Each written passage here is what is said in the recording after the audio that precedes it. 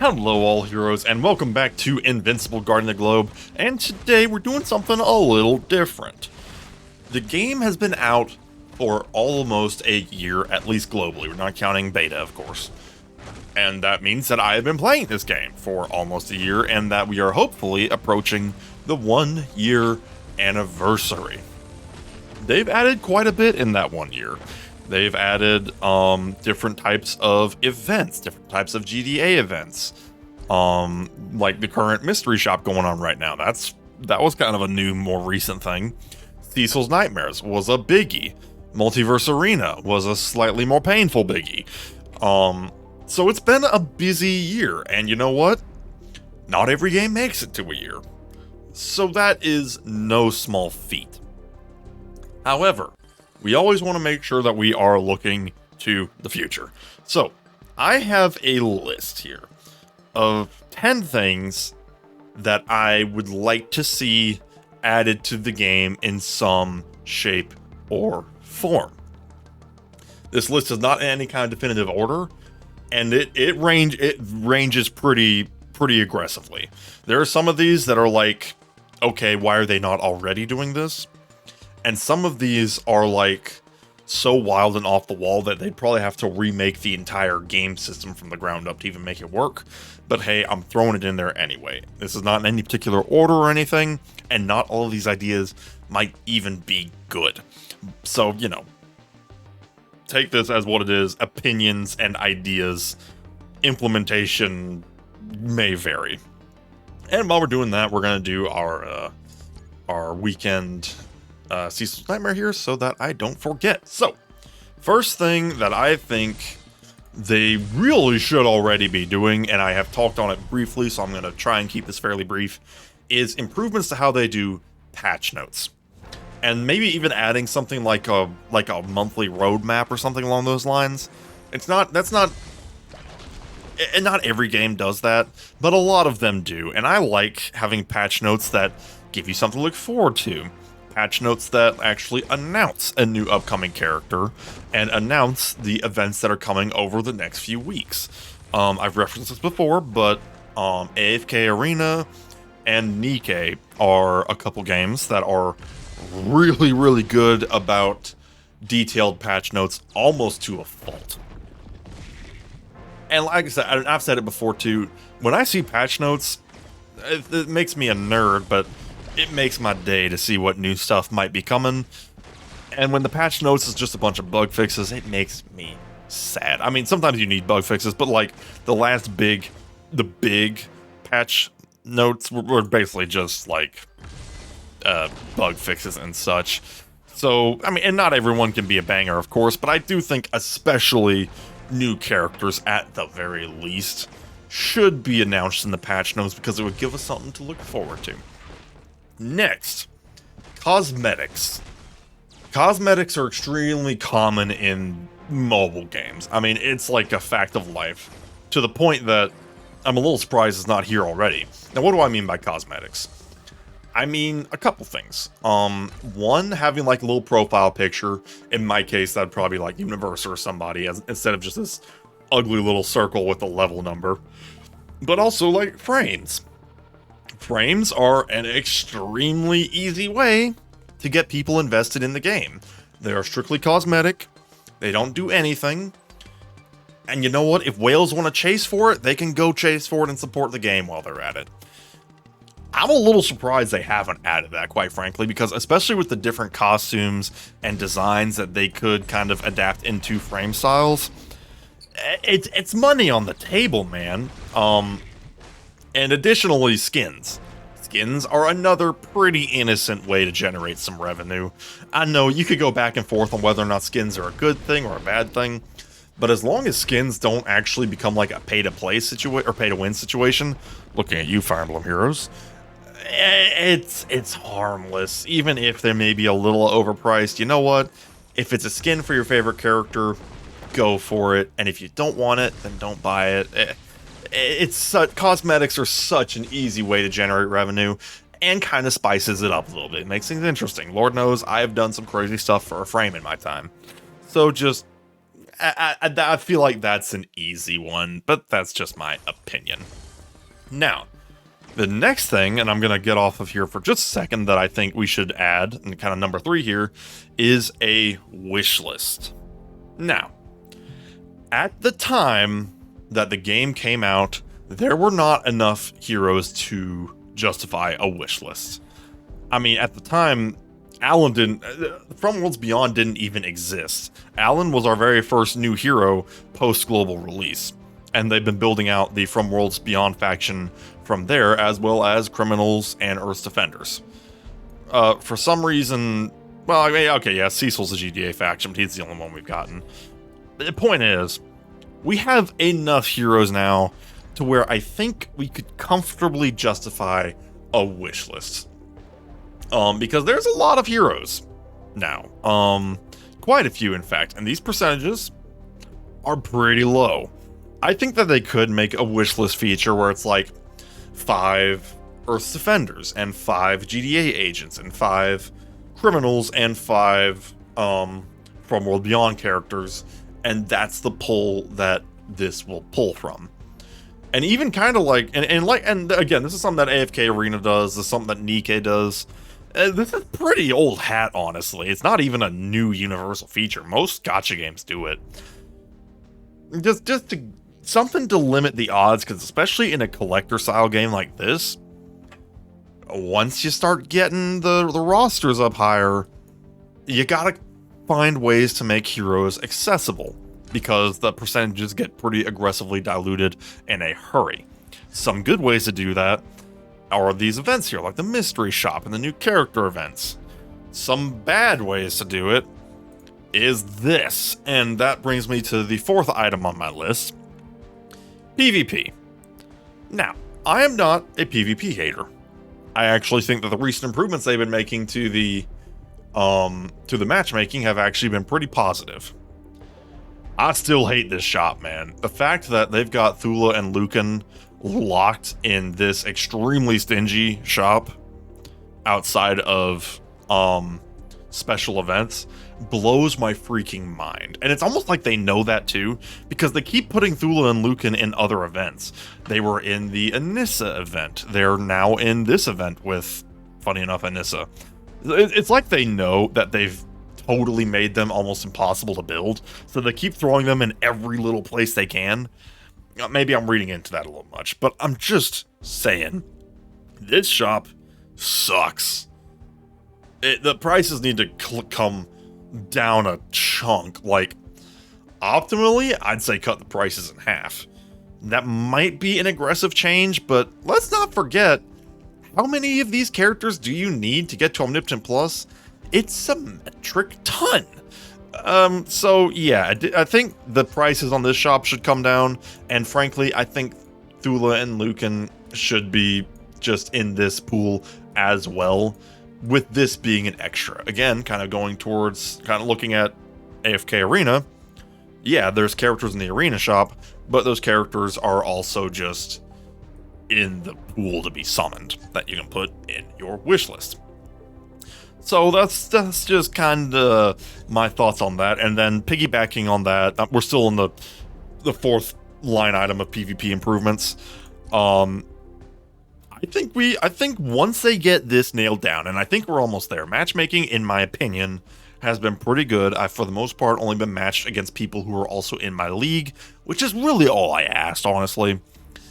So I think that is correct. Once this is nailed down, I think we could start considering a 3-on-3 mode, where it's like your 3 teams against an enemy's 3 teams, and best 2 out of 3 wins. Once again, pretty old hat.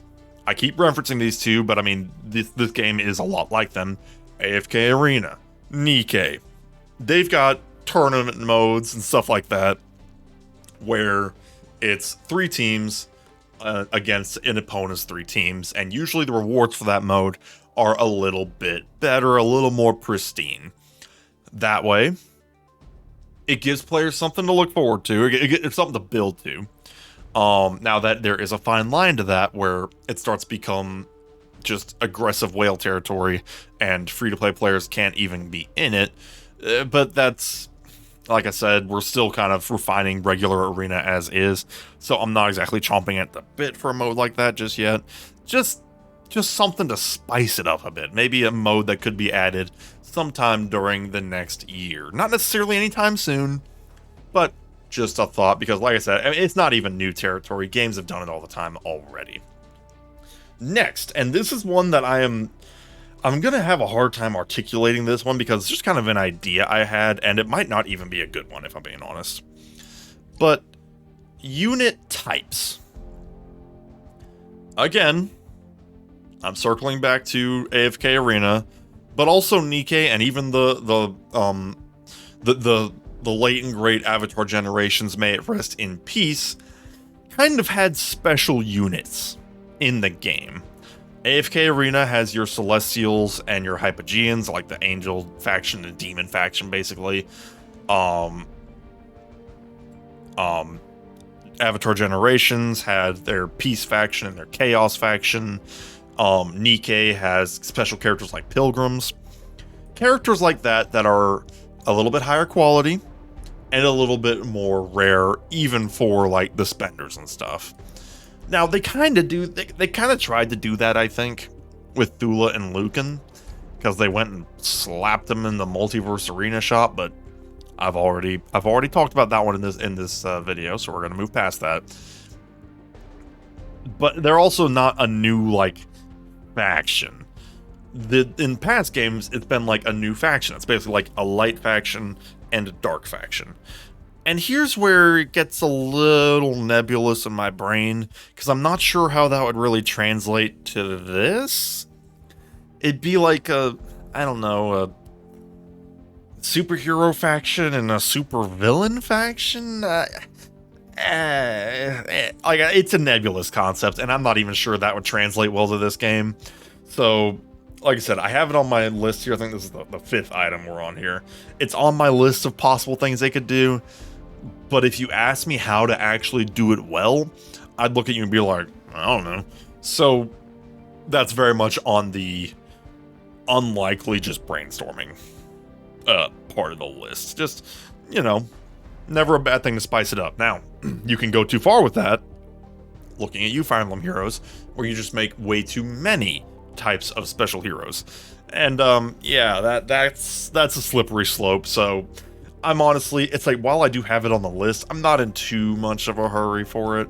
I think there's some other things that should definitely take precedent, like a wish list. Now, something that I do think would be nice would be unit salvage, mulching, because I have accidentally created a hero or two.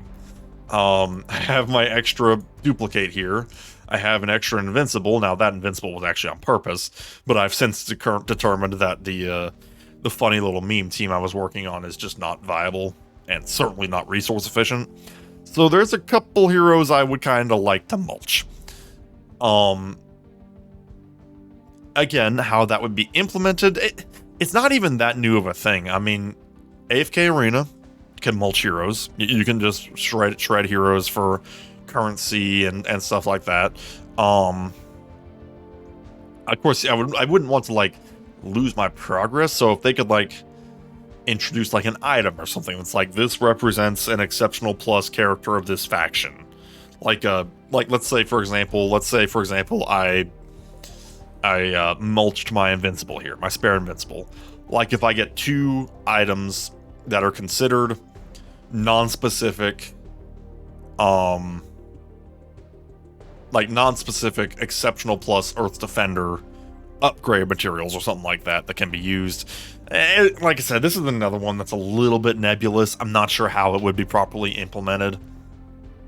But it is such a pain in the whole butt when you accidentally take a character to Epic Plus, or even just Epic, because you can't do anything with them after that as far as growing other heroes. They are stuck like that. You could literally, if you're not paying attention, you could literally have an infinite number of epic heroes and just be stuck with that, and that's not great. It's a design flaw. But how to fix that design flaw, I'm not sure. That's why I'm not in development. Just saying, a way to mulch heroes would be kind of nice. That's why it's on the 6th spot of the list. The 7th spot, and this one is one that I think would make a lot of sense, is a tower mode. Almost every single gacha game in existence has some form of tower mode. At least the idle games do. We're very close to that with Cecil's Nightmares here, where you have a mode that requires Earth Defenders. But for a tower mode, I'm envisioning something a little more permanent, where there could be like 5 different towers. Again, if you've played AFK Arena, this is very familiar territory for you. With like a main tower that is for everybody. Just throw your best team in there and see how far you get. And then a tower for each faction. One for Earth's Defenders, one for GDA, one for From World Beyond, and one for criminals. And they can like, standard practice is for those towers to like cycle through. So one's one day, one's next day, one's next day, etc., etc.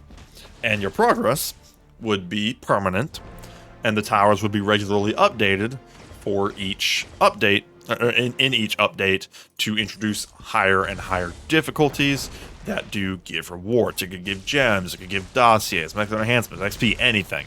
Just something extra that we could have to work towards permanently. Again, we've got a lot of heroes now. From Worlds Beyond is finally a fully fledged faction. I definitely think a tower mode would be good. Now, Cecil's Nightmares is really close to that. It is like almost indistinguishable from a tower mode. The only thing that makes it different is that the nightmares only last a limited period of time. And then after it's done, the progress effectively resets until if and when it reruns. Tower would be something a little more permanent that they could keep making more difficult, and that gives something for people to work towards. Something to also kind of help out the meta discussion a little bit, because aside from Arena, there's really not a whole lot of point to even care about, like, the meta. It would create something for PvE-focused players to go for. And speaking of PvE-focused players, the 8th item on my list here is giving another hard look at Alliance. Here's the thing with Alliance.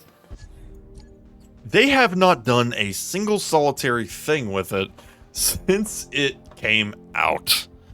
They haven't given it the time of day. They've added some extra modes at the top end, and I guess the boosters you can get for your whole Alliance, but they haven't actually done anything with it. It's literally just slap your best hero in there and go until you occasionally need to deal with a special wave to beat a checkpoint, and then rinse and repeat. They desperately need some kind of modes. Now that can come in a few forms. That can come in the form of battles, where the teams of your alliance battle the teams of another alliance, and they could even have like a shop and currency for that and everything. Or it could be raids, where your alliance can send out their best teams to take down some form of boss. And I really think this game could translate well to some form of a raid battle. Lord knows there's plenty of kaijus in the Invincible world. In both Season 1 and Season 2, there are no shortage of supersized enemies, or even a raid focused on like a character, like a souped up version of Omni-Man, or something like that, or a souped up version of Angstrom with different stages and such. Again, raids are not uncommon in the mobile game sphere, and this game could really benefit from a raid mode to give you something else to work towards. Because, and you'll probably notice that as kind of a theme, I like having things to work towards. And right now, there's not a whole lot. Cecil's Nightmares is pretty good as a motivator, but it has its limits, and I'm really itching for some new special modes to spice things up. But that's just my thought, and that can take the form of many different things. Now, this is probably number 9 on my list here, is probably an update that I would adore having, and the one I don't think we'll ever get, because they would literally have to revamp the XP currency of the game. And that is Synchronized Levels. Now, once again, I've said this before, I'll say it again, this is not an uncommon thing. You get it in Nikke, you get it in AFK Arena. There's a lot of games that do have synchronized levels, especially these types of idle collector RPGs. What that is, it's effectively the game looks at your top 5 characters and their level. Like, let's say your top 5 characters are 1,000, 900, 800, and the last 2 are 700. It'll look at those top 5 characters, and then all of your other characters, it'll bring up to 700. That minimum of your top 5. And then if everybody's minimum is 1,000, it brings everybody else up to 1,000, etc., etc. Again, this is very old hat for you if you play Nikke or AFK Arena.